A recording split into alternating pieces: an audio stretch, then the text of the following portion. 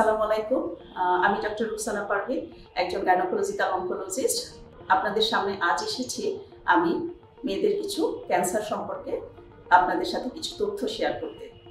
শুরুতেই আমি মেয়েদের যে ক্যান্সার সমূহ হয় সেগুলি নিয়ে একটু বলবো। সাধারণত দেখা যায় মেয়েদের যে ক্যান্সার হয় তার মধ্যে ব্রেস্ট ক্যান্সার, জরায়ু মুখের ক্যান্সার, জরায়ুর ক্যান্সার, ডিম্বাশয়ের ক্যান্সার ইত্যাদি। তো আজ আমি কথা বলবো জরায়ু মুখের ক্যান্সার অর্থাৎ সার্ভাইকাল ক্যান্সার নিয়ে কথা বলবো। এখন সার্ভাইকাল ক্যান্সার নিয়ে আজকে আমি যতটুকু বলবো সেটা হচ্ছে এর প্রতিরোধ আমরা কিভাবে করতে পারি।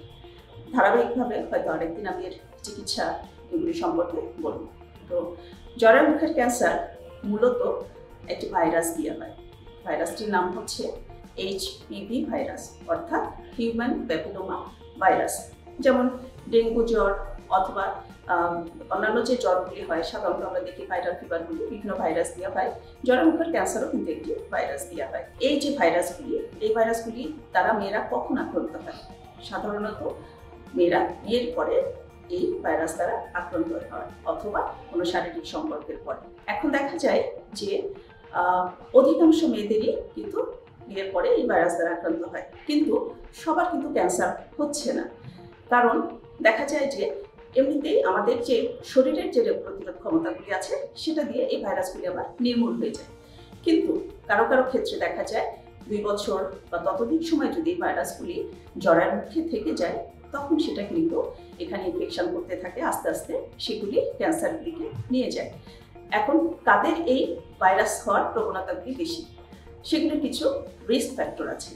রিস্ক ফ্যাক্টর অর্থাৎ যে এই ক্যান্সারটাকে প্রভাবিত করে, সেগুলির মধ্যে আছে যে অল্প বয়সে বিয়ে হওয়া, অল্প বয়সে শারীরিক সম্পর্ক, অল্প বয়সে প্রথম বাচ্চা প্রসব এবং ঘন ঘন সন্তান প্রসব।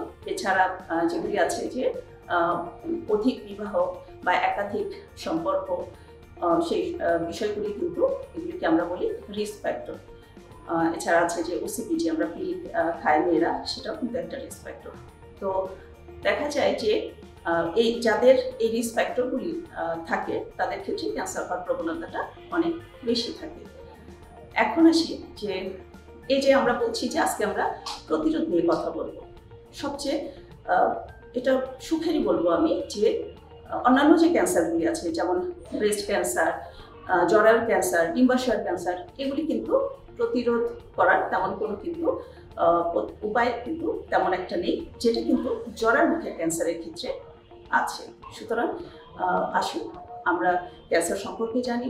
যদি প্রাথমিক কোনো লক্ষণ থাকে তাহলে সাথে সাথে আমরা চিকিৎসকের শরণাপন্ন হই এবং আমি যে কথাগুলি বললাম যা যা থেকে আমরা এটাকে প্রতিরোধ করতে পারি আমরা সেই প্রতিরোধের ব্যাপারে সচেষ্ট হই।